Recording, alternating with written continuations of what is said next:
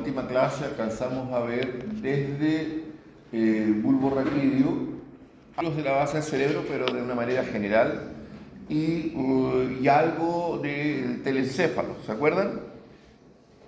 Los lóbulos, frontal, occipital, parietal, de la ínsula, temporal, del cuerpo calloso que ahora le llaman el lóbulo límbico, etcétera, etcétera, etcétera. Pero todas estas estructuras que hemos visto tienen un rol que cumplir y para que ello necesitan interconectarse.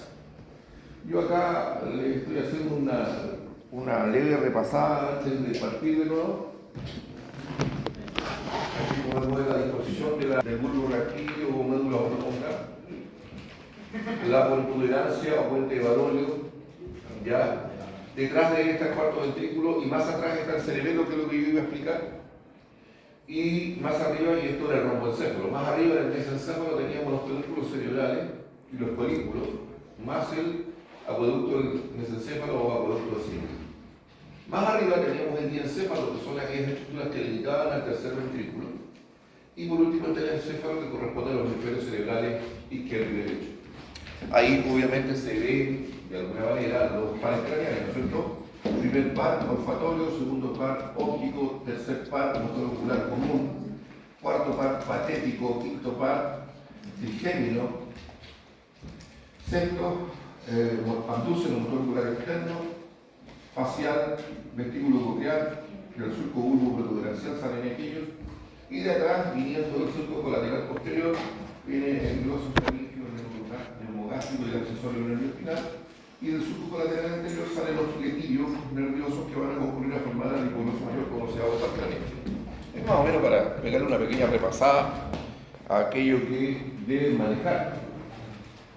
Aquí en un corte sagital podemos observar la cara medial del hemisferio cerebral y vemos parte del tronco encefálico, nuevamente la médula oblonga o bulbo raquídeo, la protuberancia, los pedúnculos cerebrales, los colículos o tubérculos cuadrigéminos, y aquí podemos ver, ¿se acuerdan la cabeza del pajarito?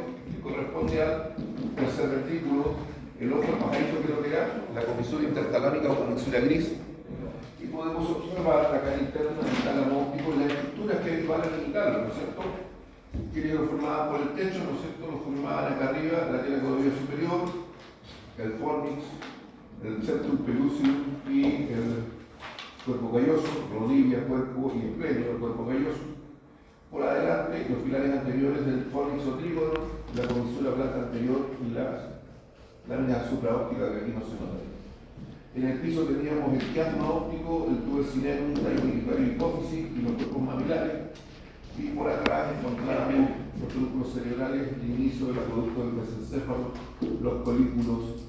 Aquí no se ve la comisura blanca posterior, pero existe, y acá vemos la glándula pineal o epífisis, y esto que vemos con proyección hacia adelante, que no están destacados, se llaman avénulas, que son unos tractos blancos que vienen desde la glándula pineal.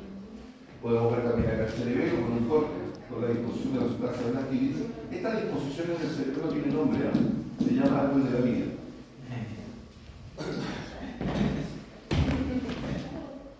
Ahora, ahí está bonito, con colores, pero en el mundo real no tiene colores ni se ve tan bonito. Así que estoy pensando seriamente en que les voy a hacer el práctico con imágenes impresas en fotos.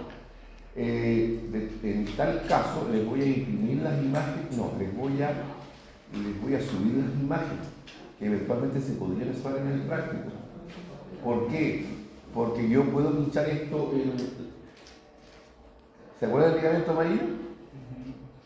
Y yo colapsé y le dije, no, si es el romboencéfalo, ¿se acuerdan? Yo todavía me acuerdo. Ya, entonces yo puedo pinchar esa estructura y yo sé bien lo que estoy marcando, pero es tan pequeño que usted va a morir si no los va a reconocer. Por eso que les conviene que sean imágenes, porque son fácilmente reconocibles.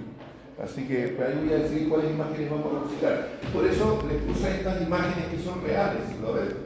Aquí tenemos al bulbo, a la protuberancia, los pedúnculos cerebrales, pedúnculos cerebrosos medios, pedúnculos cerebrosos inferiores, pedúnculos cerebrosos superiores, y los cuatro colículos, 1, 2, 3, 4, el nervio patético. O sea, yo los puedo reconocer, pero en este tipo de imágenes, que que me recuerdan a su ligamento amarillo, vale decir, al romboencéfalo que se ve allá donde está ¿se acuerdan la arteria vertebral? ¿Ya? Y donde veíamos al 100 pies, ¿lo recuerdan? Obviamente para usted va a ser muy complejo porque así se ve. Ahí lo tenemos en una imagen frontal anterior, perdón, posterior. En una cejita y una anterior. Y usted comprenderá que es mucho más complejo. A ver, sigamos repasando hay que seguir repasando. ¿Qué es lo que era el 11? Cuarto ventrículo. ¿Qué es el 13? Bulbo raquídeo. ¿Qué es el 12? El puente. ¿Qué es el 10? Pedúnculos cerebrales. ¿Qué es el 9? Cuerpos mamilares. ¿Qué es el 7? Folículos. ¿Ya? ¿Qué es el 14? Cerebelo. ¿Qué es el 3? Adhesión intertalámica. ¿Qué es el 4? Cavidad interna de los tálamos ópticos. Y acá aparece, ¿se acuerdan que yo le hablaba de la comisura blanca posterior? El 5 es la comisura blanca posterior. 6, glándula pineal. ¿Ya? Pega el oído superior. Y esto que acá no tiene flecha, esa es una médula. Este es el fornix. Y este es el cuerpo ello. Y aquí estaría el septum pelúcido.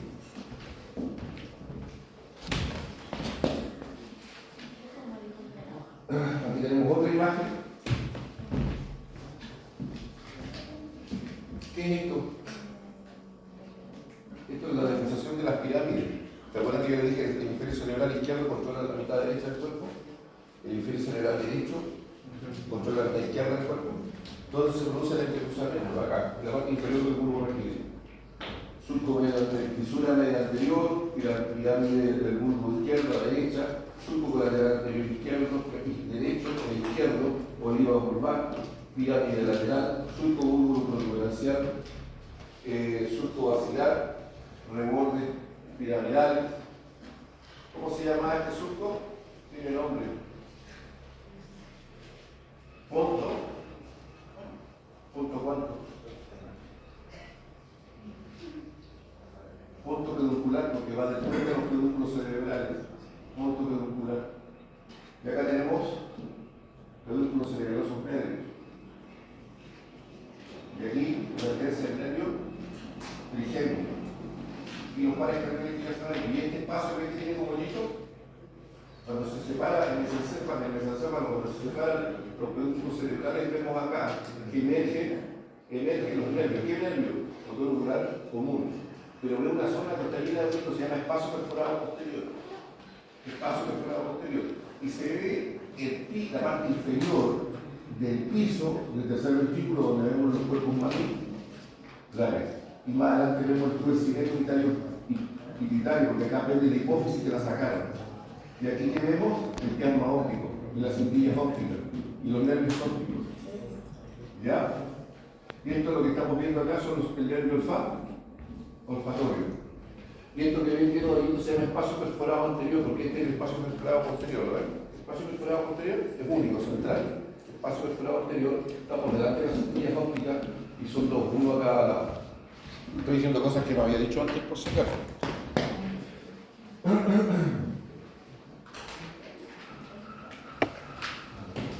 Ya.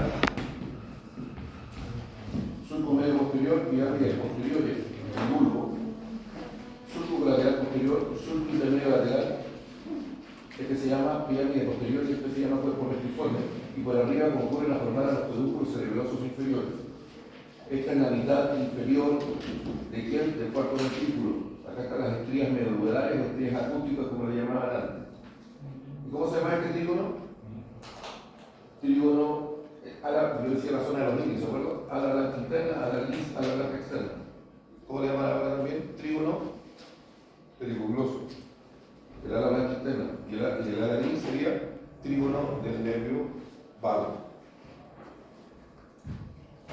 Más arriba, en la cara posterior, en la posición del piso del cuarto ventrículo que corresponde a la parte posterior de la protuberancia, vemos las eminencias T o eminencias redondas. Ahora le llaman también facial. ¿Por qué tienen esos nombres? Porque por el espesor dentro del tronco encefálico están los núcleos de los pares craneales. Vamos a entrar después a ver eso con más detalle. Aquí tenemos mejor que los productos cerebrosos inferiores, medios y superiores. ¿Ya? Esta zona de acá se le llama ópex, donde se separa. Y más arriba podemos ver nuevamente del mesencéfalo los colículos anteriores superiores y posteriores inferiores. Son importantes porque por unos tractos blandos se comunican con unos cuerpos que se llaman cuerpos geniculados que están en el polo posterior del tálamo. Vemos que pende así como la cola del perro mocha, esos, ¿cómo se llaman esos perros que le cortan la cola que son, se supone que son bravos? ¿Boxer? Bueno, que sea. Y yo sí me dice boxer y peso caso sí, pero ya. La cosa... un doble, con la cola mocha, pobrecito. Bueno, ese es ese. Esa es la glándula pineal. Y este es el inicio de las avénulas. Y esto que estamos viendo acá son los tálamos ópticos. ¿Ya? Pero para que se hagan una idea.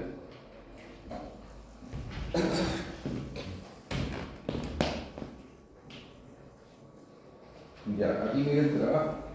Estaba muy picado, yo por eso quería hacer la clase, porque anoche me di trabajo de pescar, colorear, rotular y todas estas tonterías, y que todo se iba al trabajo de la basura porque no tenemos plata. Acá, aunque ustedes no lo crean, está sacado del Bullier, y el Bullier es un puro brillo. Así que lo pinté y toda la tontería para que quede mejor. Con colores para que ustedes lo vean mejor. Y lo voy a subir esta clase para que la puedan tener. ¿Ya? ¿Por qué me dio el trabajo de colorearlo? Estas son las estrías acústicas o estrías medulares. ¿Ya? Miren, a la blanca interna trígono del hipogloso. La pinté no blanca, pero parece cierto. Después la nariz en azul, trígono del nervio vago. A la blanca externa. Y más arriba, las eminencias esteres o colículos faciales. Arriba, la eminencia media. Y una zona oscura, ¿verdad? De locus coeruleus o ceruleus. Bueno, ahí está. O sea, ahí lo pueden localizar mejor. Para que sepan, no se esta es la zona, esta zona que está dentro de la zona vestibular. Evidentemente, nuevamente vemos parte de los colículos y vemos los nervios. Me imagino que los nervios se usaban, o debe ir al estudiar. Pónganse a estudiar desde ya, no van a alcanzar en mucha materia. Ahora, ¿por qué importa esta tontera? Yo lo podría haber nombrado, pero se lo pongo por escrito para que no... El tronco es lo que está pasando por dentro. A ver, si yo veo a la Kimberly, si veo a la...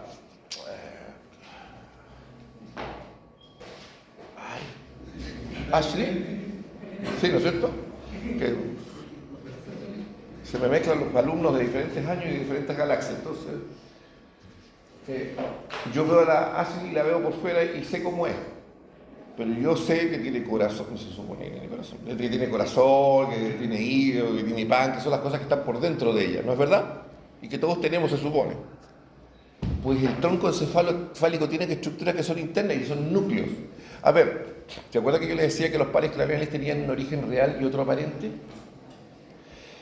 El aparente es donde yo los veo en la superficie del tronco encefálico o en la superficie de la estructura encefálica aparecer. A ver, para hacer una analogía, ¿se acuerdan del nervio facial? ¿Por dónde salía el nervio facial? Por el meato auditivo interno o polo acústico interno. Pero por fuera, ¿por dónde aparecía? ¿Por dónde? Por el agujero estilomastoideo. En un lugar distinto de donde lo vimos desaparecer. Entonces acá pasa lo mismo. El nervio realmente nace de los somas. ¿Saben lo que es soma? ¿O no saben? Soma es el cuerpo de la neurona. A ver, cuestiones viejas que ustedes debieran saber. Voy a dibujar una neurona así guachita por acá.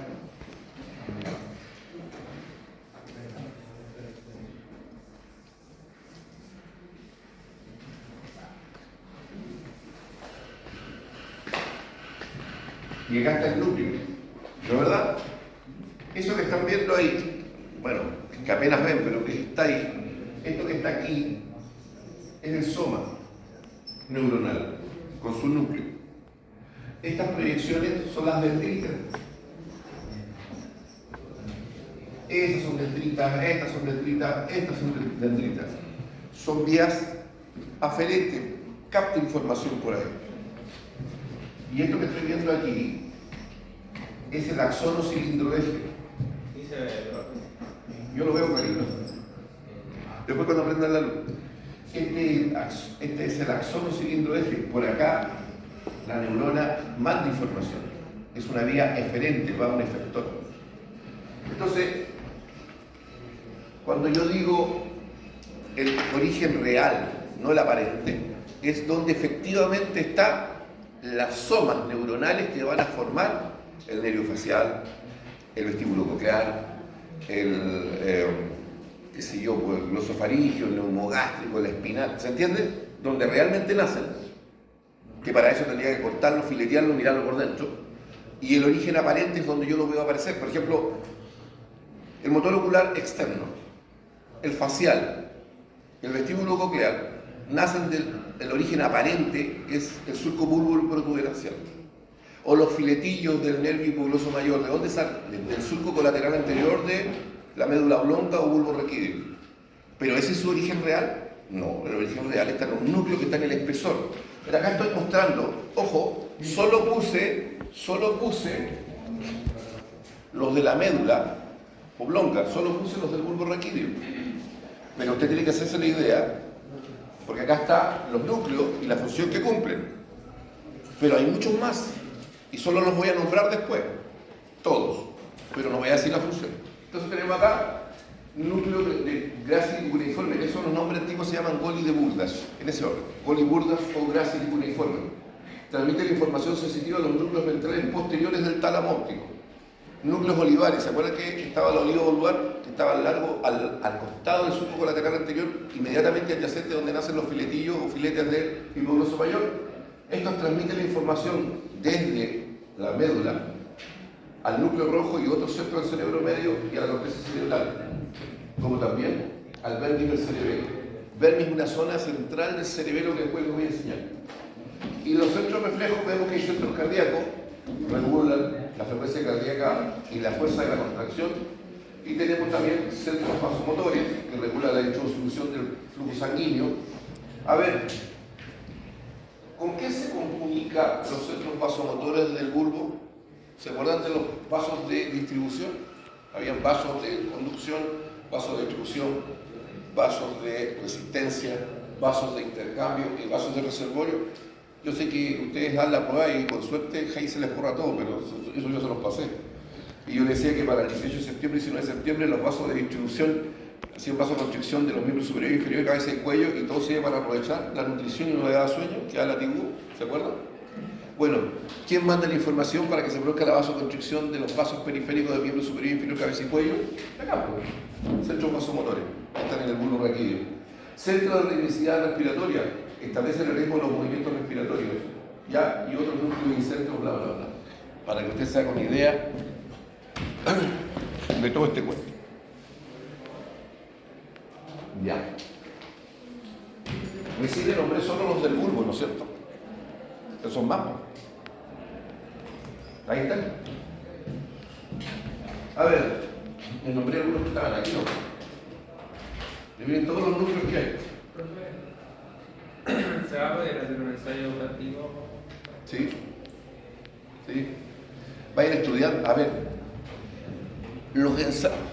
Hemos funcionado mal. ¿Por qué hemos funcionado mal?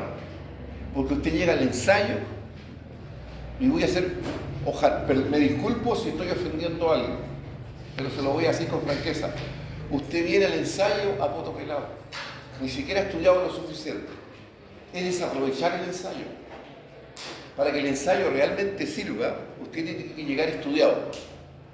No como para la prueba, pero haber estudiado algo, para saber de lo que se trata bien. Porque si usted llega así, a poto pelado, así un buen chileno, ¿cuál es la ganancia? Ninguna, porque basta con que yo le suba nomás la plantilla, con eso es suficiente. Si la idea de ensayarlo es llegar y poner en juego sus conocimientos en base a la plantilla, ¿sí o no? Entonces, si vamos a hacer el ensayo la próxima semana, ya tienen que empezar a ponerse a estudiar ahora. No matarse estudiando, pero tienen que ponerse a estudiar ya, para que aprovechen el ensayo. Si no, estamos tirando semillas en el Océano Pacífico, o sea, eso no va a terminar. Bueno, ¿cuáles son los núcleos? Partiendo de arriba abajo. Ojo, no olvidar que esto tiene que ver con el mesencéfalo, esto tiene que ver con el puente del varolio o protuberancia, y esto tiene que ver con el bulbo raquídeo o médula oblonga. ¿Estamos?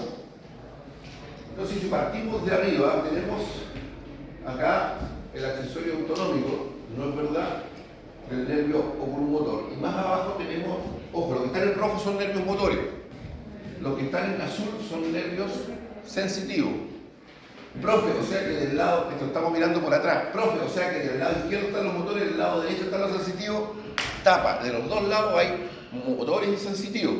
Vale decir, estos que están acá, también están acá, tendríamos que darnos vueltas así como espejos y ponerlos aquí, ¿se entiende? Y todos los que están acá sensitivos, ponerlos como espejos y ponerlos acá, y por lo tanto se produce una mezcolanza horrorosa acá, si yo los pusiera todos juntos, ¿se entiende? Acá los hemos separado para que sea más fácil comprenderlos. ¿Se entiende? Entonces, tenemos acá, de los motores, núcleo nervio oculomotor.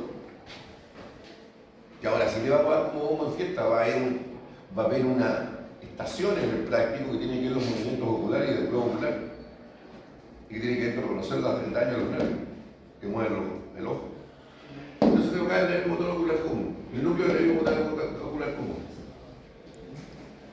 Este es el origen real, vale decir en el espesor del mesencéfalo. ¿Y dónde está el origen aparente? En el espacio perforado posterior, en el ángulo de división de los pedúnculos cerebrales izquierdo y derecho.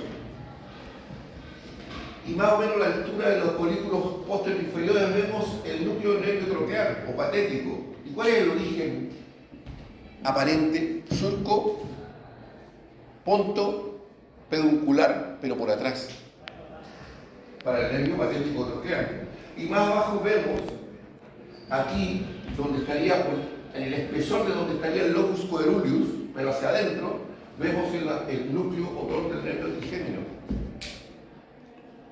¿Y cuál es el origen aparente del nervio trigémino? En el límite entre la cara anterior y lateral del puente. Y después ven más abajo, a nivel del folículo facial, ya tenemos el núcleo del nervio abductor o motor ocular externo. ¿De dónde nace el origen aparente? Surcobulbo protuberancial, ¿no es cierto? Y después tenemos el núcleo del nervio facial que, por raro que sea, de hecho a mí me generaba cierto grado de conflicto porque en los libros de anatomía a las eminencias Pérez o eminencias redondas le dicen colículo facial, siendo que en realidad el núcleo del nervio facial no está exactamente ahí, está al costado, pero bueno, ya. Núcleo del nervio facial. ¿Y por dónde sale el nervio facial? El origen aparente, surcobulbo protuberancial. Más abajo, los núcleos salivadores superiores e inferiores, los que están acá, que trabajan en equipo con el nervio vago. ¿Le han puesto el bajalengua en la boca a usted hacia el fondo? ¿Qué pasa cuando yo hago eso? Dígalo. Ella me hace así. Reflejo nauseoso se llama eso, ¿no? Porque da náuseas, ¿no es verdad? Y cuando a usted le da náusea, ¿es solamente el espasmo y la contracción de los músculos de la faringe y del velo del paladar lo que se contrae? ¿O también se secreta más saliva? Entonces, estos núcleos salivador superior y el núcleo salivador inferior que ven acá trabajan en equipo con el nervio vago, en concomitancia con él. Y más abajo tenemos el núcleo ambiguo, de color lila, morado, que es el núcleo dorsal del nervio vago, en amarillo, y finalmente el núcleo del nervio hipogloso, ¿ya? Que controla la lengua. Todos esos nacen de dónde? Del surco colateral posterior, del bulbo raquídeo o médula oblonga. Del otro lado, de aquí abajo, los sensitivos son núcleo mesencefálico del nervio trigémino. A ver, nervio trigémino, sensibilidad de qué? La sensibilidad de la cara, ¿sí o no? ¿Alguien ha tenido dolor de muela? Nervio trigémino. ¿Estamos? ¿Se acuerda que por los agujeros redondos mayor? Maxilar. O sea, si me duele una muela de arriba, el nervio trigémino. ¿Por qué nervio que llega al ganglio de Gasser? Ay, el nervio maxilar. Ya. El dolor de muela si fuera de la mandíbula, nervio mandíbulo. Ya. Sigue siendo el nervio trigémino. Un fluido continuo del nervio trigémino que está más abajo, y más abajo todavía este en azul. Ya. Este en azul, el núcleo espinal del nervio trigémino. Y lo importante que es, todos tributan al nervio trigémino. Y acá, núcleo coclear posterior. Cuando digo coclear, ¿qué piensan? ¿En gallina? ¿No? Recuerden que el nervio se llamaba vestíbulo coclear, ¿no recuerdan? ¿Y qué tenía que ver con el nervio vestíbulo coclear? Vestibular tiene que ver con el X. A ver si yo estoy copeteado, ¿quién es el que paga el pato? El aparato vestibular, ¿no es cierto? ¿Ya? Y no me digan, no, profe, yo jamás he estado. No, mentira, todo alguna vez, a no ser que sea usted, ¿ya? Que eso es 1 en 1.000.000. Entonces, después tenemos, y el coclear tiene que ver con la audición, ¿ya? Entonces, este es el núcleo del nervio de qué? Auditivo, ¿ya? Y después, en verde, tenemos acá el núcleo solitario, pero vemos estos que están así como parcializados, así como transparentes. Son todos vesticulares superiores, vestibular lateral, núcleo vestibular inferior. Entonces, ¿qué tienen que ver estos núcleos vestibulares? Con el equilibrio.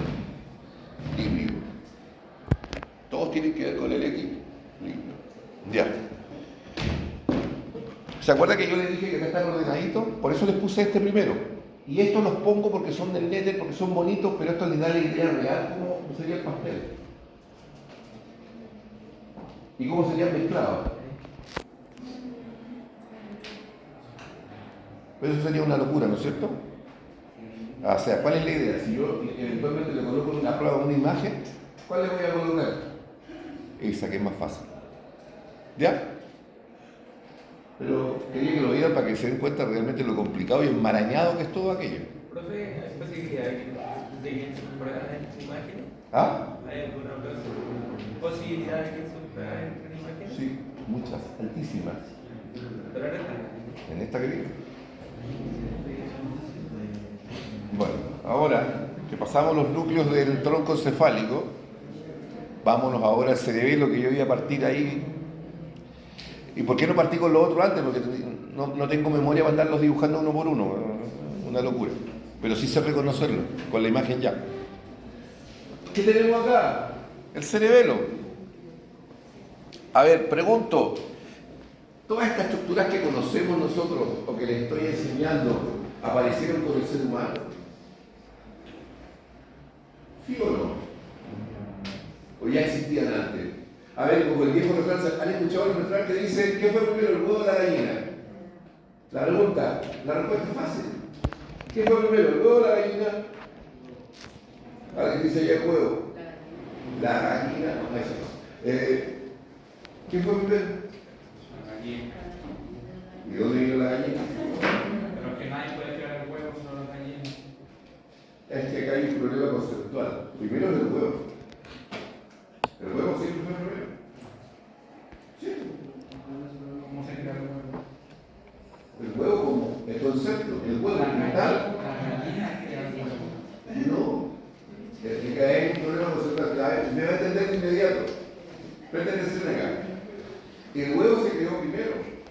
De hecho, los dinosaurios, ¿de dónde nacieron? De un huevo. O sea, el concepto de huevo, el huevo como tal, es un hecho biológico que existe mucho antes de que existieran las gallinas. Y de hecho, parte importante de las aves son descendientes de una rama de los dinosaurios. Entonces, por eso los dinosaurios se extinguieron. Sí, pero siguen acá con nosotros, sí.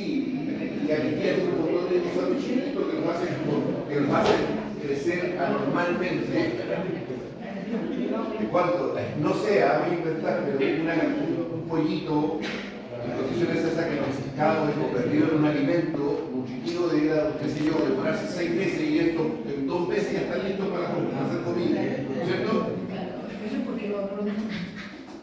Eso es porque lo llenan de hormonas y lo llenan de medicamentos y se dispara es que no lo ven como seres vivos ni ven como un producto. ¿Pero es la verdad? ¿Ah?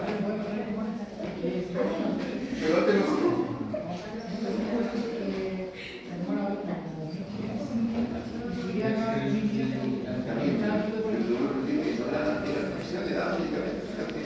Durante la década de 40 y 50 ahora que ahora la regulación esté más exquisita, pero te garantizo que por décadas se seguido.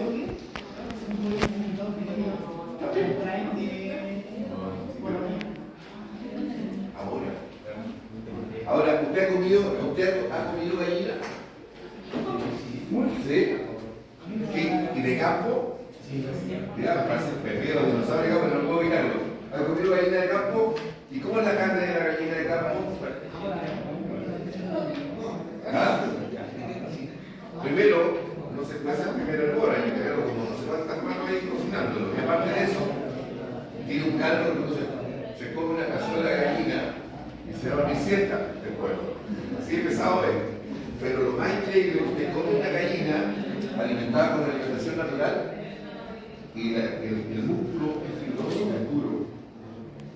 No es carne blanda como el pollo que se ha acostumbrado a comer. Pero es porque esas aves están, como dice, están modificadas genéticamente. Pero bueno, ¿qué quiero decir con esto? El cerebelo que ven ahí, que es nuestro, está dividido, ¿no es cierto?, en arqueocerebelo, pariocerebelo y neocerebelo. ¿Ya? A ver, el arqueocerebelo es uno. Este que está acá, el primero que apareció. El neocerebelo del 2, perdón, el pariocerebelo del 2 y el neocerebelo del 3, que significa que son diferentes etapas de evolución, ¿ya?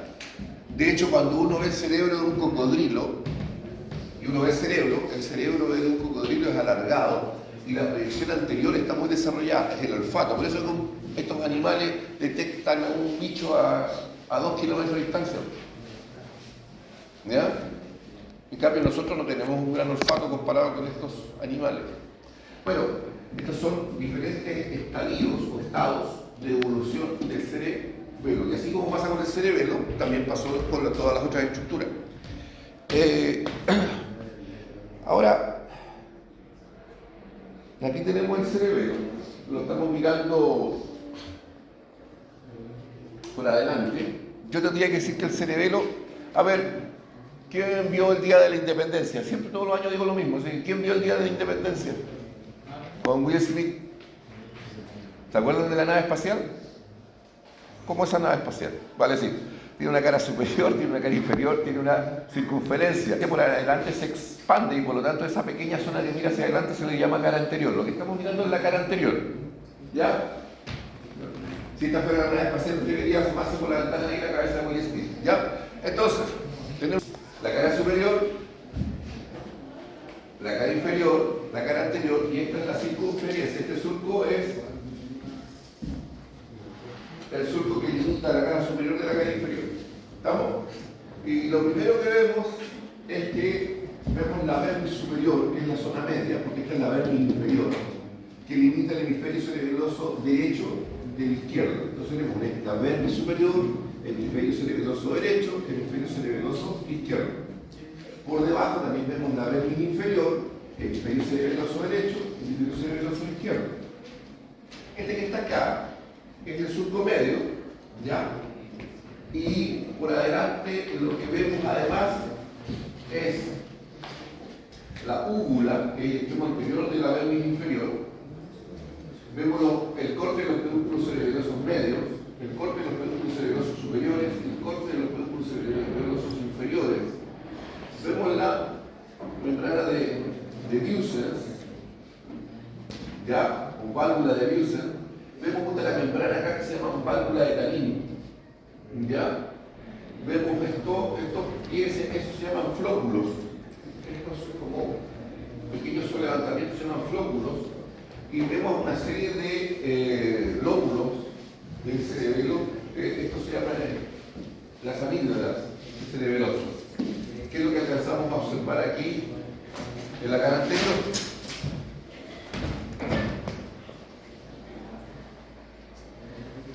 Acá nuevamente está, acá se lo puse con nombre, ¿ya? Nuevamente la úvula, esto que no se le había explicado, se llama el nódulo del vermis inferior. El velo medular superior, donde está la válvula de Wilson. Este de acá es el velo medular inferior, que yo le llamé válvula de Tarín, que también es correcto. Nuevamente están los flóculos, ya, hemisferio cerebeloso izquierdo, derecho, el corte de los pedúnculos cerebelosos, la fisura horizontal, que es la que limita la cara superior de la inferior. El nombre antiguo es surco circunferencial de Vic-Diazir, así se llama. ¿Ya? Aquí lo estamos mirando, ya, por la cara superior, vermis superior, ya, el extremo anterior, ahí tenemos la língula, y tenemos el hemisferio cerebroso izquierdo y el derecho, y podemos también observar, ya, que la corteza cerebelosa, ya, los hemisferios cerebrosos están divididos por estos pequeños surcos en laminillas cerebelosas. Todas estas son como laminillas o láminas cerebelosas. Ahora, la cara inferior se reconoce de inmediato porque el vermis inferior está en el fondo de un gran surco anteroposterior. Acá lo estamos mirando por abajo. Significa que esto está al fondo como de una quebrada en sentido anteroposterior. Y esto sería la vermis inferior con la pirámide, la parte más posterior, ¿no es cierto? Y los surcos paramedianos que lo limitan de los hemisferios cerebelosos. ¿Ya? El lóbulo de la amígdala del cerebelo y el surco circunferencial de así o fisura horizontal. Nuevamente podemos observar los flóculos. Si yo veo el espesor del cerebelo, voy a ver que la disposición de la sustancia blanca y sustancia gris parece como la ramificación de un árbol o de una hoja grande, y a eso se le llama, esa disposición se le llama árbol de la vida. Pero si lo veo en un corte, es en un corte sagital, pero si lo veo en un corte horizontal voy a ver unos núcleos del cerebelo. Núcleo emboliforme, núcleo dentado, aquí los tenemos, miren. No sé, pero yo siempre que lo veo pienso en, guardando las distancias, depredador sin casco. Pero bueno, la cuestión acá, tenemos acá los núcleos, y podemos ver el núcleo dentado, que es lo primero que vemos de lateral a medial. Ya, después vemos el emboliforme, después vemos el globoso, y por último el fastigio. Son los núcleos que tienen que ser capaces de recordar de medial a lateral. Nuevamente, dentado, emboliforme, globoso y fastigial o fastigio. Pregunta. Los antiguos, ¿alguno hizo la cuarta prueba? ¿De neuroanatomía? ¿Tienen buena memoria? No. ¿Salió en la prueba? Sí. No me acuerdo. Y digo, profe, sí, acá están de nuevo, pero la misma tontera. Y aunque usted no lo crea, la diferencia entre este y este es simplemente que son el mismo libro en ediciones distintas. Uno lo tiene puesto con flechas y otro lo tiene en un rotulado lateral, pero es la misma vuelta. La cuestión, a ver ya.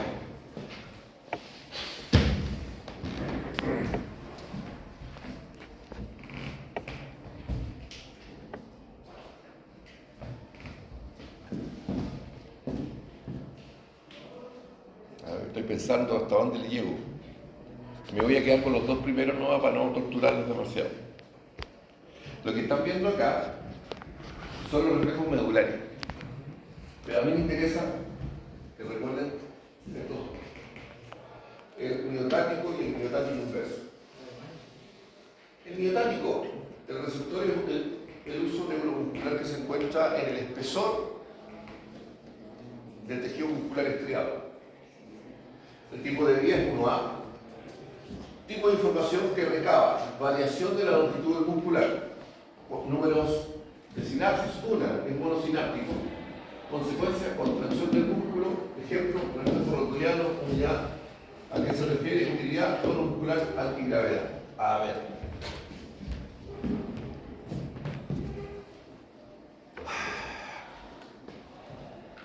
Lo digo y después lo voy a explicar mejor.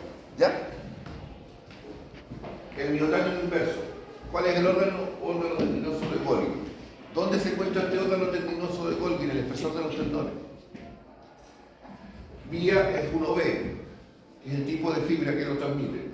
Variación de la tensión muscular es el tipo de información que recaba. También número de sinapsis puesta en juego, oligosináptico, significa que hay más de una. Consecuencia, atenuación de la contracción. Ejemplo, estirar la rodilla contra resistencia. ¿Qué tiene que ver con estos motores fijos? A ver, para que se entienda la idea. Necesito algo. ¿Qué viene ahí, por favor? Si ella toma uno de nuestra memoria kinestésica, nosotros ya sabemos lo que pesa, supuestamente, qué sé yo, una pelota de tenis, una pelota de fútbol, si fue a jugar bolos alguna vez, usted sabe más o menos lo que pesa. Y usted, antes de tomarla, todo su sistema nervioso se acomoda frente al reto que va a enfrentar, ¿sí o no? Dicho de otra manera, si yo estoy en la playa y viene una olita, yo me pongo así nomás. Viene una olota, una ola enorme, y yo me encuentro y me pongo así, sé que, y me pongo más firme porque sé que el pescazo que me va a llegar va a ser más fuerte, ¿no es cierto? Si no me va a tirar al suelo. Uno se prepara. Supongamos que yo vengo con un peso que ella cree reconocer, ¿ya? Y tiene la apariencia de una pelota de golf, o mejor de tenis, ¿sí? Pero yo estoy haciendo trampa, de hecho le puse una pelota de plomo. Entonces, si yo le coloco la pelota aquí, en la mano, ¿qué va a pasar cuando ella la tome? ¿Su cuerpo va a estar preparado para ese peso? No, ¿no es cierto? Y cuando sienta el peso mayor, se va a estirar el músculo, ¿no es cierto? Como la resistencia es mayor de la esperada, va a ceder porque no estaba preparada neuromuscularmente para aquello, ¿sí o no? Pero en los milisegundos que se demora en sopesar el nuevo peso que recibió, que no estaba en su memoria kinestésica, ella ve que sí puede soportarlo y sí puede controlarlo. Entonces, cuando se estira el músculo, cuando se estira por la acción de la carga, aquí hay unos receptores en el bíceps, que es el uso muscular, ese que está acá. Y como respuesta, ¿qué va a conseguir? Que aumente el tono. Y cuando aumenta el tono, se regresa porque facilita la acción muscular de la contracción voluntaria del cuerpo. ¿Se acuerdan cuando yo hablé de que alguien había tocado a algún familiar que había fallecido? Lo dije en una clase, creo. Y dije que cuando la persona muere, no es la textura, la consistencia de los músculos que disminuye, porque se ha perdido tono, porque inclusive aunque uno esté pero durmiendo así, pero hacia todo vapor, como el restaurante que había en Tacna, ¿sí o no? Igual hay tono, ¿se entiende? Pero cuando una persona muere, el tono desaparece. Obvio, porque desaparece, porque ninguno de estos reflejos funciona, está muerto. Entonces, nuevamente, no estaba preparada para ese peso, recibió la carga, cedió. Al ceder, el uso muscular informa y aumenta el tono. Al aumentar el tono, frena la caída y le da tiempo al sistema nervioso para aumentar la contracción para que vuelva. ¿Se entendió? Esa es la función del reflejo miometálico. Prepararnos para reaccionar frente a una carga inesperada, dándole tiempo al sistema neuromuscular para reaccionar de manera adecuada. Pero supongamos que yo le puse acá un peso que es irremontable. A ver, ella está preparada, ahora le traigo una pelota. ¿Conocen las pelotas medicinales? ¿Las conocen?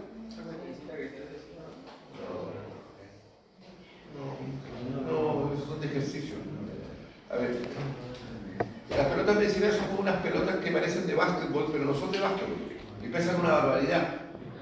Y por ejemplo a los boxeadores que tienen que tener mucha resistencia acá porque le van a dar como un 80 esta zona, porque está permitido, ¿no es cierto? Porque no está permitido de aquí para abajo, pero acá sí está permitido. Y en el todo vale, no, pues eso es la historia. Ya, pero estamos hablando de boxeo.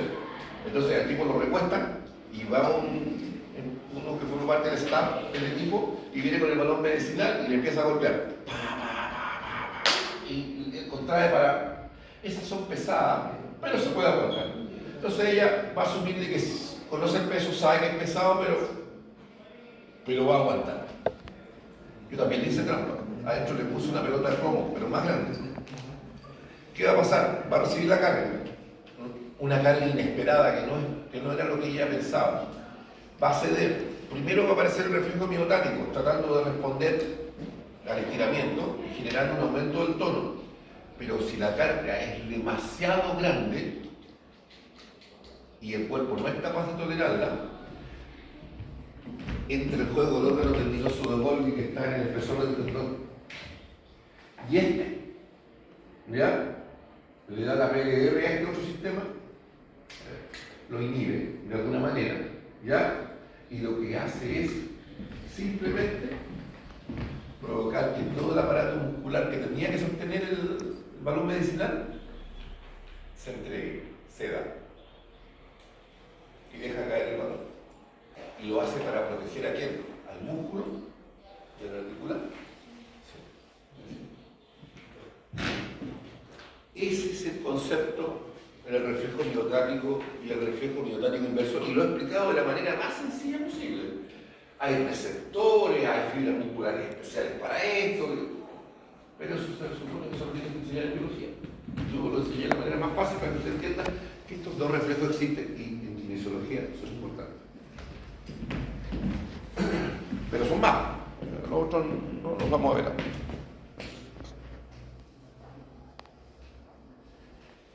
¿Se acuerdan del diencéfalo? Aquellas estructuras que limitaban por arriba el cumpleaños, la tela colorida superior. ¿Se acuerdan de la serpentina de colores? Y más arriba que estaba el fornix, o trígono cerebral, y más arriba el septum pelúcido y más arriba el cuerpo calloso. Y por atrás, ¿qué es lo que estaba?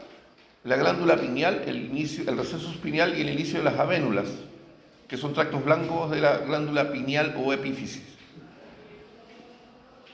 Y por abajo, ¿quiénes estaban? El quiasma óptico, los cuerpos mamilares, ¿ya? Y por atrás también encontramos los pedúnculos cerebrales, el inicio del acueducto de Silvio, del mesencéfalo, la comisura blanca anterior y la glándula pineal. ¿Quiénes formaban las paredes laterales? La cara interna de los tálamos ópticos. Ese tubo que atravesaba, ¿se acuerdan? De cara interna del tálamo de un lado, cara interna del tálamo del otro. Yo esto lo expliqué la semana pasada. Y era un tubo atravesando la habitación, me acuerdo que les dije. Lo de la sandía. Lo de la sandía, justamente. Eso. Ya lo que ayude, que esas cuestiones puedo recordar. Entonces tenemos que hablar ahora del epitálamo, del tálamo, del subtálamo, el hipotálamo, ¿ya? Y el metatálamo. ¿Qué diablo?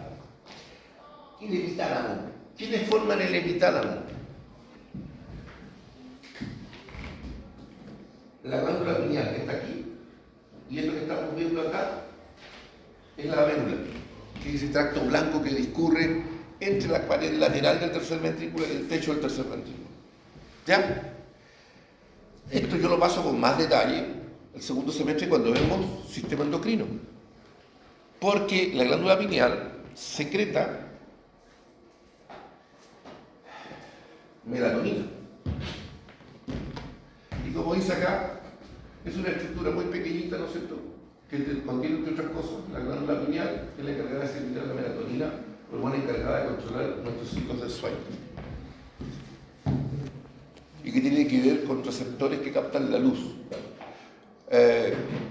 Un ejemplo, se supone que si no hay luz, da sueño, porque la luz lo estimula la vigilia. Pero mi hijo de 2 años y medio estuvo jorobando hasta las 1 de la mañana y le pagué todo, la tele, la luz, y saltaba sobre mi guata, y yo me ponía de lado y saltaba sobre mi cadera, y después como no le doy bola, me mordía. ¿Ya? Bueno, ya.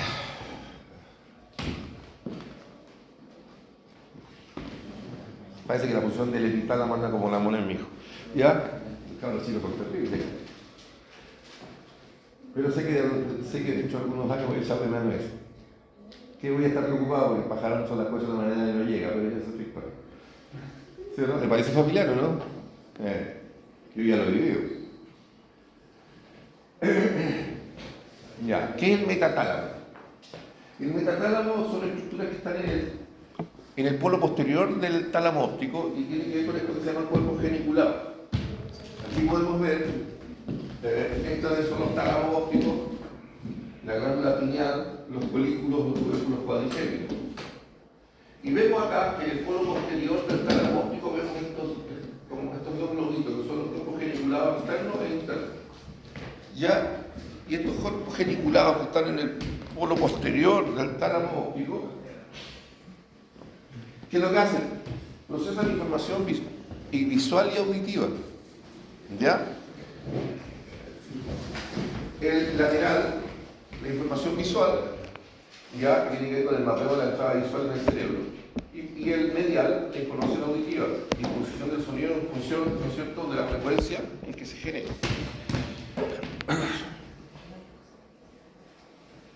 Subtálamo. Esta cuestión es más rara que... El subtálamo tiene que ver con estructuras que están inmediatamente por debajo del tálamo óptico. Inmediatamente por debajo del tálamo. A ver, los tálamos son estructuras paracentrales, no están justo en la línea media. A ver, piensen en una papa a la derecha y otra papa a la izquierda. ¿Ya? Con forma de pelota de rugby. ¿Sí? Entonces son paramedianos, no están en la línea media. Está uno a la izquierda y otro a la derecha. Entonces están por debajo de los tálamos. ¿Estamos? Por eso que no son hipotálamos. El hipotálamo está por debajo, pero más hacia la línea media. Y lo que vemos ahí, tres estructuras, que son la zona incierta, el núcleo reticular y el núcleo perigeniculado. Y aquí está, de la zona incierta, lo que hace genera una estimulación de ácido granulobutírico hacia el tálamo. El reticular, GABAérgica a la vía tálamo-cortical, y por último, el conjunto del núcleo perigeniculado y el núcleo geniculado forman el cuerpo geniculado lateral. Por lo tanto, tienen que ver con la información que dijimos antes en el metatálamo. Hipotálamo. El hipotálamo, piensen en las dos pelotas de rugby así a cada lado. ¿Sí? Y están así, no están así, están así. ¿Todos me siguen? Lo que estaba acá eran los cuerpos geniculados. Lo que están abajo y ligeramente adentro es lo que vimos recién. Pero el hipotálamo está más hacia la línea media. Está más hacia la línea media. A ver, ¿cómo podríamos definirlo? ¿Se acuerdan del tubito de donde cuelga la hipófisis? El tubito ese se llama tuber cinerum o tallo pituitario. Eso que cae, la hipófisis se descansa sobre la silla turca del hueso sufenoide. Todo lo que está arriba, en la parte superior, inmediatamente adyacente al tallo pituitario, es el hipotálamo. Yo renuncié a la idea de enseñárselo. Les muestro así una cuestión bien general. ¿Qué dice acá? De medial a lateral, el hipotálamo se divide en una periventricular, una medial y otra lateral, y en sentido antero-posterior, una anterior, media y posterior. Súper fácil. Los núcleos hipotalámicos se ubican dentro de la región y funcionalmente podemos encontrar 4 grupos de núcleos: preóptico, supraóptico y infundibular. Ahora, ¿ves este menjunje que hay acá? Se ve complicado, ¿no es cierto? Sí. De hecho, es más complicado. Y todos tienen nombre. Se los muestro para que sepan que existen. ¿Quiero que se los aprendan todos? No. Pero que sepan dónde están y en cuántas partes se dividen, lo que puse antes. ¿Y cuáles son las funciones que tienen? Esto sí que me interesa. Regulación del comportamiento de comer y beber. Regulación de la actividad sexual y reproductiva. Control de la actividad autónoma. Sistema nervioso autónomo. Regulación del comportamiento emocional. El control de diversas actividades endocrinas. Respuesta al estrés y regulación de la temperatura, entre otros. Ahora, la pregunta del millón es: ¿todos somos iguales? A ver, ¿han tenido amigos que son polvoritas? ¿Sí o no? ¿Esos que estallan por cualquier cosa? ¿Ah? O amigas, o mujeres. Uno cree que los hombres nomás son explosivos. ¿Hay mujeres que son explosivas también? Hay otras que les puede pasar un camión por encima y no. U otros que son tan relajadísimos, no les importa nada. ¿Ah? Entonces, a lo que voy yo es que, de hecho, en las funciones del hipotálamo están estos comportamientos que son inherentes a cada persona. ¿Ya? Ojo, ¿el comportamiento puede variar con el tiempo? Sí. Pero eso tiene que va de la mano de ¿qué? De la seguridad. Y la seguridad se construye con el tiempo. Para muestra un botón.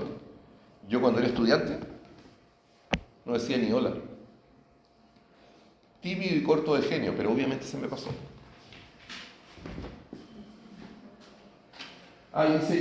Dice el control de los ritmos circadianos. ¿Qué son los ritmos circadianos? ¿Han escuchado eso alguna vez?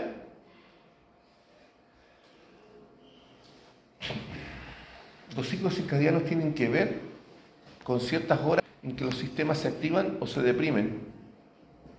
A ver, se supone que los ciclos circadianos que son depresores se producen en la noche y guardan relación con el sueño. Y los ciclos circadianos se alteran si yo vivo acá en Chile y me voy a Shanghái. Y ya son las 3 de la tarde y yo estoy así, abro la boca como elefante, ¿no? O como cocodrilo, porque tengo un sueño horroroso. ¿Por qué? Porque el organismo se va a demorar en regular, ¿qué? La melatonina, que secreta la glándula pineal y que tiene que ver en función de la luz. ¿Se acuerdan que controlaba el sueño con función de la luz que dije? ¿Pero eso se produce automáticamente? No. Y aquí tenemos el peor de todos. ¿Ya? Tálamo. ¿Se acuerdan que le dije que eran 2 papas, una a cada lado? ¿Se acuerdan del ojo de la cabeza del pajarito? Que era la adhesión intertalámica. No, acá está la adhesión intertalámica. Eso que componía el intertalámica, este es el tálamo óptico derecho y este es el izquierdo. Y cada tálamo tiene sustancia gris, ya en láminas que forman una Y. ¿Ven la Y?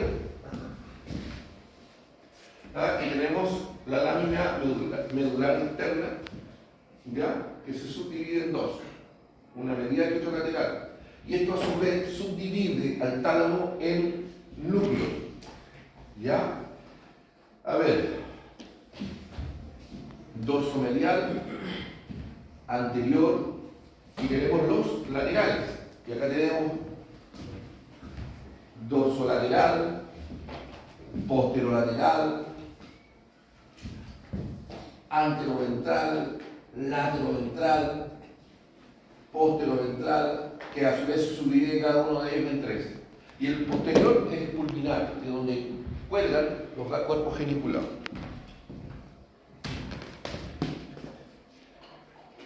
Yo podría haber escrito 20 diapositivas de las funciones de los támanos porque son muy importantes. Traté de hacerlo lo más simple posible y puse transmisión de las señales sensitivas de motoras, aquellas que suben o bajan desde la corteza cerebral hacia el cerebelo o hacia los núcleos de los pares craneales o hacia una motoneurona alfa que está en el asta anterior de la médula espinal para controlar a través de un nervio algún músculo. Como también parte de la información que es recabada por estos transductores que le enseñé la otra vez, que convierten información que no es eléctrica para convertirla en eléctrica para que sea comprendida por la corteza cerebral.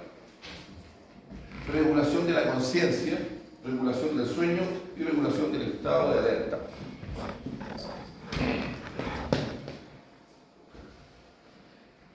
Ya.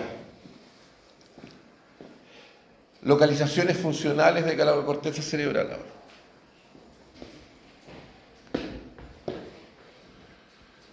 Ya, lo que estamos viendo, a lo mejor les sale más fácil que yo lo coloque así, porque ahí está con nombre directo, pero después es lo mismo, es el mismo libro, pero de ediciones distintas. Por eso la coloqué en las dos versiones para que no tengan ningún problema.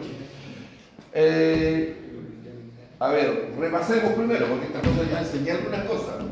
Hemisferio cerebral, por su cara externa. Cisura de Rolando o central. Cisura de sitio o lateral. Perpendicular externa, ahora se llama paredo occipital. Interna y externa. Esta que estamos viendo acá es externa. Y podemos ver acá el lóbulo frontal, lóbulo parietal, lóbulo temporal y lóbulo occipital.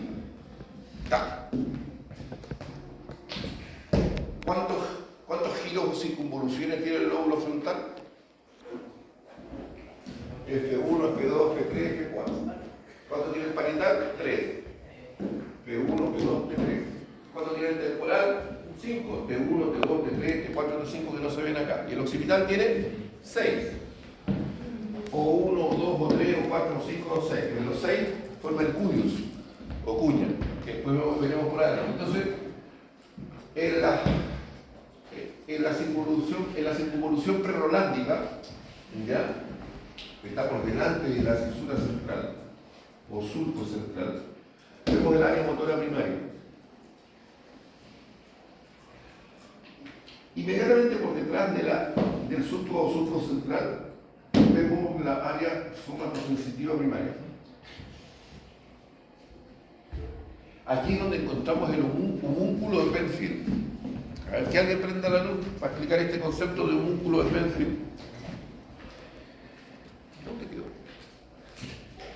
Gracias.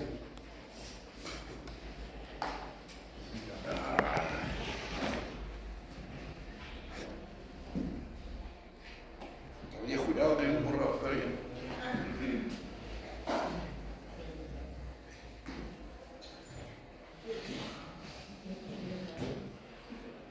Voy a dibujar de manera sencilla, cuando tenga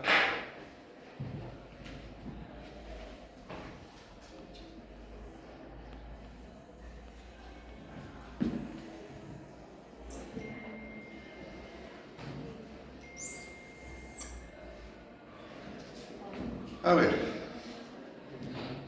significa esta zona de acá, achurada por adelante que es motora, con respecto a esta achurada por detrás que es sensitiva, se le llama homúnculo de Penfield.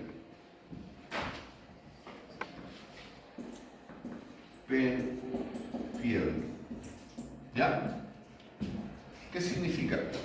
Que si yo le estuviera a usted operando, siempre y cuando fuera neurocirujano, que no lo soy, pero supongamos, usted sabe que cada vez que opera en el cerebro el tipo está despierto. O sea, está anestesiado para no sentir dolor, pero siempre que opera en el cerebro el cristiano está lúcido. Es fundamental que el cristiano esté lúcido, porque le van preguntando para saber si no están metiendo la. Claro. Entonces, si yo vengo con un electrodo y lo estimulo, se entiende que en milivoltios, no le va a poner 220 porque si no lo cocino. ¿Ya? Y si yo le estimulo aquí,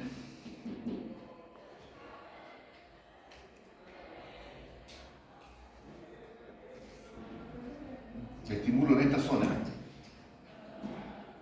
el tipo va a mover los labios. Si yo lo estimulo por acá, se supone con una mano, con un codo. Si yo lo estimulo por aquí, va a doblar el codo. Si yo lo estimulo por acá, en plena cirugía va a empezar a hacer abdominales, mentira, pero se te van a traer los abdominales. Y si yo lo estimulo por dentro, por el otro lado, por dentro, vamos a ver los dedos de los pies. Significa que hay una representación acá, en todo este sector, hay una representación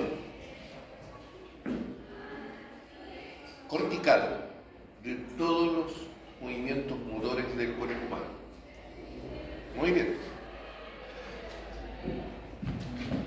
estúpulo por acá, posrolándico, de la persona más baja, ¿ya? ¿Qué sé yo? Va a sentir que le tocan la cara, ¿sí? Si yo lo estimulo por acá, ¿ya? Va a sentir un cosquilleo en los brazos.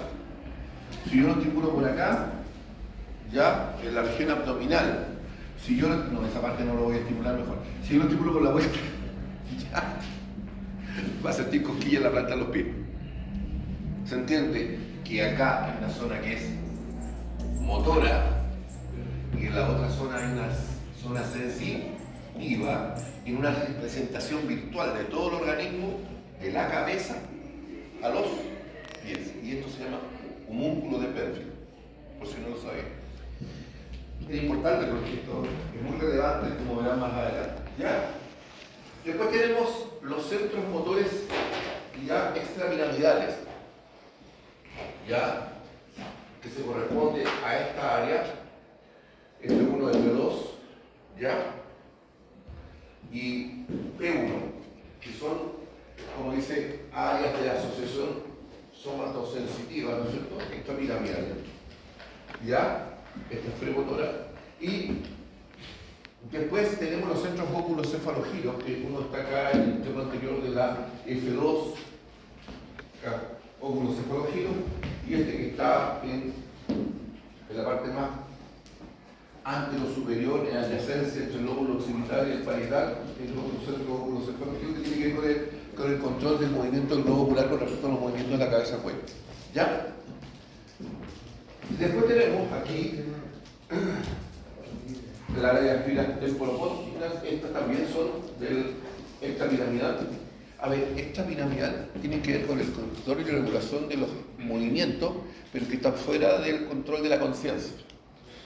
¿Ya? A ver, si a mí me empujan hacia atrás, ¿qué es lo que hago automáticamente? Aparte de echar una... Ya, pero eso es consciente, ¿ya? Si a mí me empujan automáticamente hacia atrás, me chocan, para compensarlo yo voy a hacer automáticamente una cosa. No, eso viene después. Lo primero que hago es una dorsiflexión de tobillo y llevo el tronco hacia adelante. Y cuando ya no puedo, yo empiezo atrás. Si no, lo puedo compensar. Porque las compensaciones van de menos a más. Lo que pasa es que son tan rápidas que usted no se da ni cuenta. ¿Ya? A mí me empujan hacia atrás y yo hago esto. Si no puedo, saco el pie hacia atrás. Si me empujan por detrás, ¿qué es lo que hago? Ya no hago dorsiflexión. Me pongo en punta de pie. Me empujan de acá. Uno hace esto y si no puedo, así, me pongo el pie hacia adelante. Si a mí me empujan de costado, si me empujan hacia el costado, ¿qué es lo que hago? Hago esto y yo inclino el tronco hacia el otro lado para tratar de compensarlo. Cuando ya no lo puedo compensar, recién cruzo la pierna. Eso viene después. ¿Se entiende la idea de los concentros extrapiramidales? ¿Ya? Son más bien automáticos. Y tenemos otros áreas, por ejemplo, acá en el extremo anterior del lobo temporal. Hablan del área olfatoria, entonces a mí me genera un conflicto, porque claro, eso es lo que dice una edición, ¿ya? Pero la edición anterior dice que el área gustativa, porque yo me la aprendí por esta, hace muchos años. Dice gustativa ahí, ¿ya? Y después tenemos, como podemos observar, en el lóbulo occipital, ya, áreas de visual de asociación terciaria, secundaria y primaria, o, como dice acá, visuopsíquica, visuognósica y visual. Ah, eso es más pituco esta vez. 9, 10 y 11. Visuognósica, visuopsíquica y visual. ¿Ya? En fin, todos estos centros tienen que saber que existen y lo que controlan. Y por dentro, ¿se acuerdan del músculo de Penfield? Se veía por dentro, ¿se acuerdan? No olvidar que el nombre anterior era el lóbulo del cuerpo calloso y después cuando se unió con T5 se convirtió en el lóbulo límbico. ¿Ya? Y nuevamente acá tenemos la cisura del surco central, o cisura del Rolando, prerolándica y posrolándica, motor insensitiva. Acá estaría cuando le hacemos cosquillita a la planta de los pies, ¿se acuerdan? O cuando estimulábamos acá y se le levantaba el dedo gordo, porque era motora. Y nuevamente vemos las zonas, ¿no es cierto?, que guardan relación ya con el área olfativa, ya.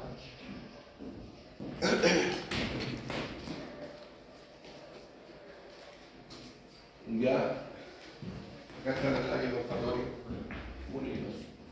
¿Ya? Lo demás sigue igual.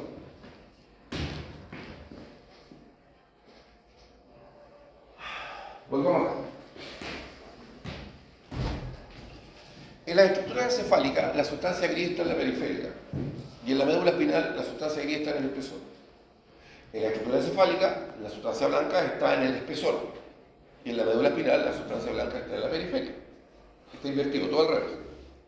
Pero eso no significa que en el centro no haya núcleo, y esto los vimos al pasar, ¿se acuerdan? Ventrículo lateral izquierdo y derecho, qué sé yo, tálamo óptico izquierdo y derecho, tercer ventrículo, agujero de morro o interventricular, la cabeza del núcleo caudado, núcleo lenticular, globo pálido y putamen. ¿Y se acuerdan de esto? Cápsula interna, cápsula externa, pero acá está medio chanta porque falta el antemuro, porque después del antemuro está la cápsula extrema y después está la corteza del lóbulo de la ínsula. La sustancia gris, ¿qué es lo que es? Somas neuronales. La sustancia blanca, ¿qué es lo que es? Axones mielinizados, la mayoría de ellos. ¿Y qué significa que están mielinizados? Que están envueltos por unas células que se llaman, células gliales que se llaman oligodendrocitos. En los nervios por fuera del cuerpo, sistema nervioso periférico, nervio radial, nervio circunflejo, qué sé yo, torácico largo, todos esos nervios, lo que existen son células de Schwann. La diferencia entre un oligodendrocito y una célula de Schwann, que una célula de Schwann solo envuelve un axón. Un oligodendrocito envuelve a varios axones a la vez. ¿Estamos? Ese era un corte frontal, este es un corte horizontal. Y nuevamente vemos la misma tontera. ¿Ya? Núcleo ventricular, putamen, globo pálido. ¿Ya? Parte del núcleo caudado, que está en la cabeza, evidentemente. ¿Ya? Y el corte de los tálamos.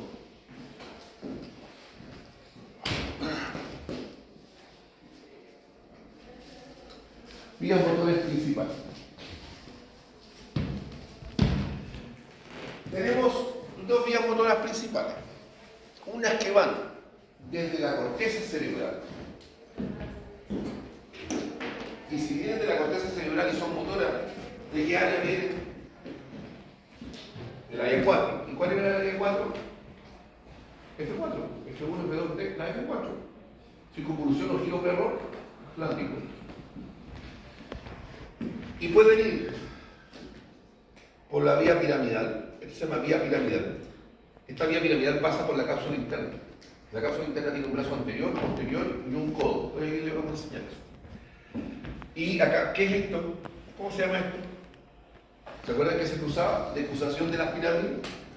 Acá está ¿en dónde se produce la decusación de las pirámides? En la médula oblonga o bulbo rápido. Y se va a dónde? A una motoneurona alfa en el asta anterior o cuerno anterior de la médula espinal. Y la otra, ¿a dónde iría? Al soma de una neurona que está en un núcleo de un nervio motor de parte radial. A ver, nervio facial. ¿Cómo te fue en la prueba?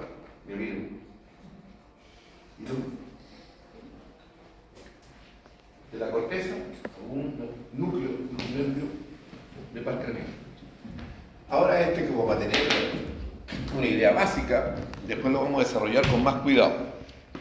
La misma historia, un poco más elaborada, vías motoras voluntarias, corticonucleares, aquellas que van solo a núcleos de los pares craneales. ¿Estamos claros? Entonces tenemos acá células piramidales que van desde la corteza cerebral. El 2, lemnisco, pero acá está en latín, lemniscus. Lemnisco profundo, ¿no es cierto? Y fascículo geniculado, allá. ¿Y a dónde llega? Neuronas periféricas originadas en el núcleo del nervio craneal. ¿Y cuáles son los nervios? Tercero, a ver, ¿qué núcleo? Del tercero, motonuclear externo, del patético, el trigémino, en su función motora, ¿se entiende? Recuerden que el trigémino es sensible motor, los motores. Y acá, ¿quién es este? Abduce. ¿Y quién más? Abduce, facial, y así. Glosofaríngeo, neumogástrico, espinal y coloso mayor. ¿Estamos?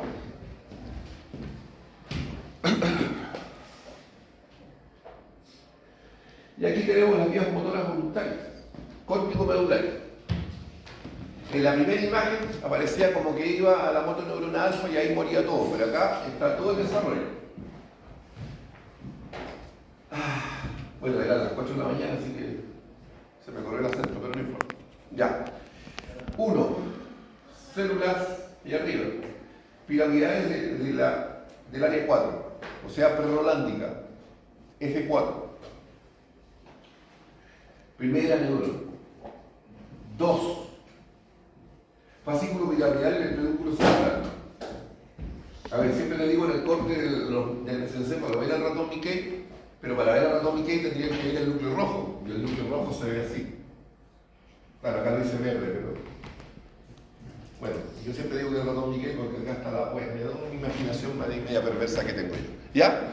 Entonces, porque estos son lo estamos mirando por atrás o por delante, esta imagen. Recuerden, los pedúnculos cerebrales son anteriores.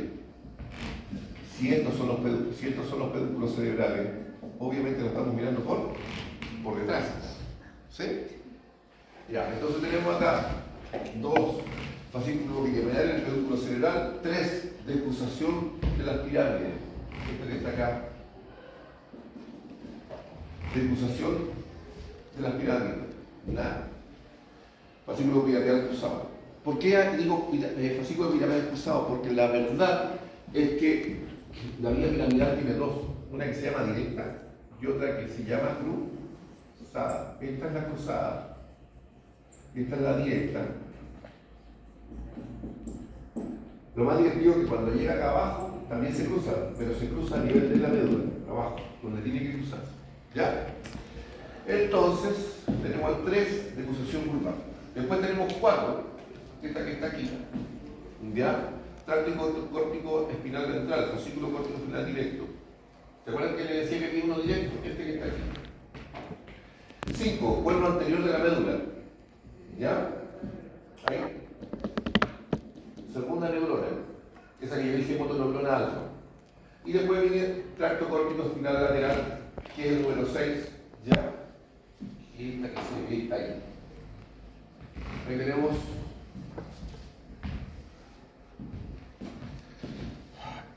la directa y la cruzada.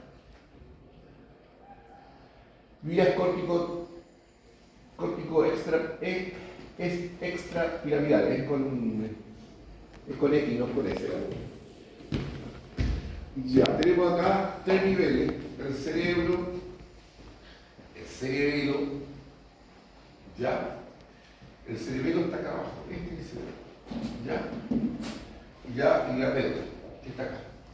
Entonces tenemos acá, las primeras son fibras temporopónticas, primera neurona, esta. Ahora, la pregunta es, profe, ¿esto lo vi antes? Sí. Cuando vi las localizaciones cerebrales, vi una vía extrapiramidal que se llama temporopónticas.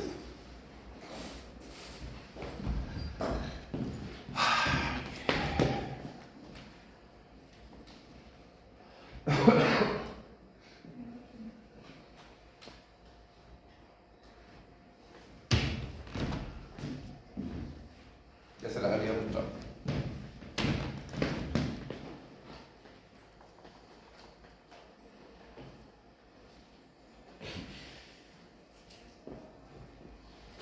Dos.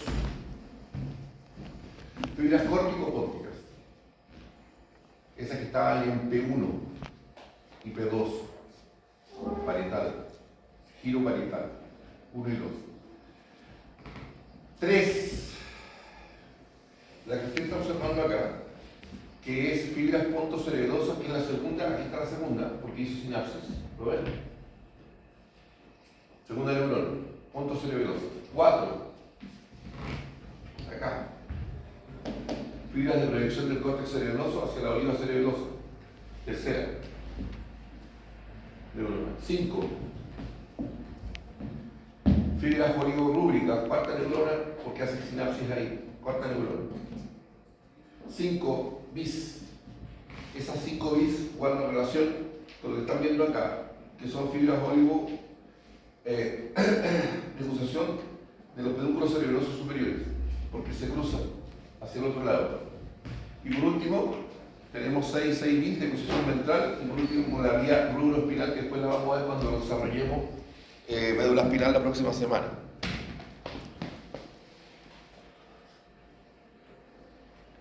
Principales vías de sensibilidad general. Todo lo anterior era motor. Lo motor voluntario y lo motor involuntario. Cuando hablamos de extrapiramidales son involuntarias, cuando hablamos piramidales son voluntarias. Vías de sensibilidad general.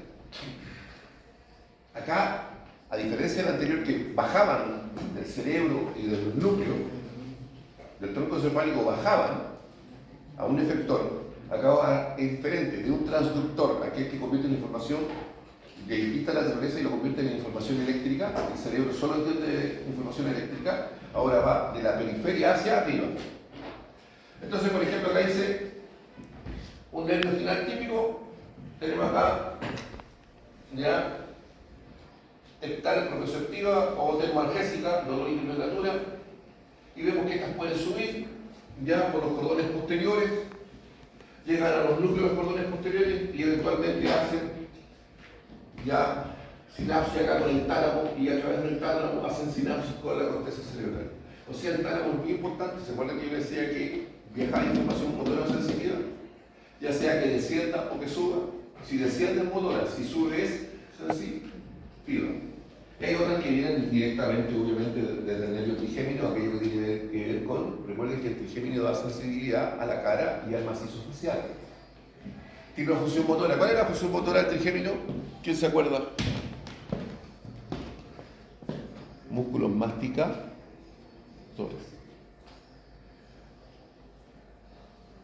A esta altura, ustedes ya están como la carita del cerebro, ¿no es cierto?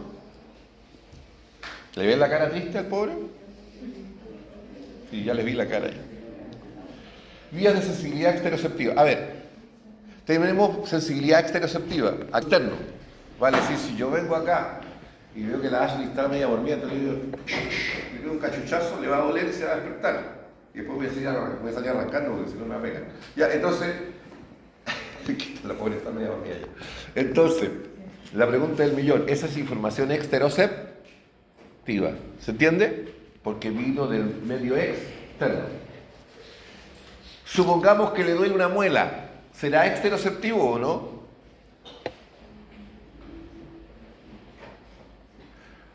Pregunto, ¿usted ha tenido alguna vez, qué sé yo, o yo, ¿se acuerda que el año pasado, me pasó el año pasado, ¿no? Que tuve que suspender una clase por el cólico renal, ¿se acuerdan? Y yo jamás en la vida he suspendido una clase, o sea, yo me tengo que estar casi muriendo. Yo he venido a hacer clases poco menos que se me cae la cara por el resfrío, pero yo vengo igual. Pero el cólico me pilló en pleno laboratorio y tuve que suspenderlo, me acuerdo. Y ahí me fui más quebrado que churro a la casa a acostarme y a tomarme los remedios. ¿Esa información es exteroceptiva? Es interoceptiva, que acá habitualmente lo usan el nombre propioceptivo, porque es interno. Entonces tenemos información exteroceptiva y propioceptiva. Mundo exterior, exteroceptivo; mundo interior, propioceptivo. ¿Quedó claro eso? Bueno, esta es la sensibilidad exteroceptiva. 1. Pedúnculo cerebral, ¿lo ubiqué? ¿Ya? 2. Puente de Barodio o protuberancia celular. 3. Médula oblonga, que no es otra cosa que el bulbo raquídeo. 4. Ganglio espinal. ¿Por qué es importante recordar al ganglio espinal? Ojo, se supone que todo lo que estoy pasando tendrían que haberlo pasado en el liceo. O sea, no todo, pero esto del ganglio espinal tendrían que haberlo pasado en el liceo. Esta cuestión a mí me lo pasaron en el tercero medio. Mi más sentido pésame. A ver, ¿Se acuerdan que el doctor que captaba la información? Pacini, Ruffini, Krauss, en fin, son varios receptores distintos. Pero esa información la capta alguien, pero haya otra célula que lleva esa información de ese transductor a la médula espinal. Y esa es, evidentemente, la neurona que está aquí, sensitiva. ¿Y dónde reside? A ver, en el caso motor, la motoneurona alfa está en el cuerpo anterior o alto anterior de la sustancia gris de la médula espinal. Esa es motora. Pero la sensitiva no está en la médula misma. Está acá en un ganglio. Se llama ganglio espinal y está por fuera de la médula espinal. Esta es la neurona que trae la información desde el transductor. Ya. Cuerno posterior de la médula. Segunda neurona. Aquí, hace sinapsis. Segunda neurona, en el cuerno posterior. Ya. Tracto espinotalámico dorsal. Espinotalámico dorsal, el número 6. Este que está acá. Ese. A ver, piensen en la médula espinal como un edificio bien pituco. Los departamentos están en el centro y todos los ascensores son de cristal y panorámico. ¿Han visto esos edificios con ascensores panorámicos? Ahora imagínense donde el edificio tuviera todos los departamentos en el centro, ¿sí? Y por fuera estuvieran todos los ascensores panorámicos. Significa que la información sube o desciende por estos ascensores panorámicos que están en la periferia, de la sustancia blanca, esa que está ahí. Porque la sustancia aquí tiene esta disposición en forma de H imprenta mayúscula, ¿la ven? Entonces, la información sube por este ascensor que se llama, como dice acá, espinotalámico dorsal, donde sube la información termoalgésica, vale decir, de la temperatura y del dolor.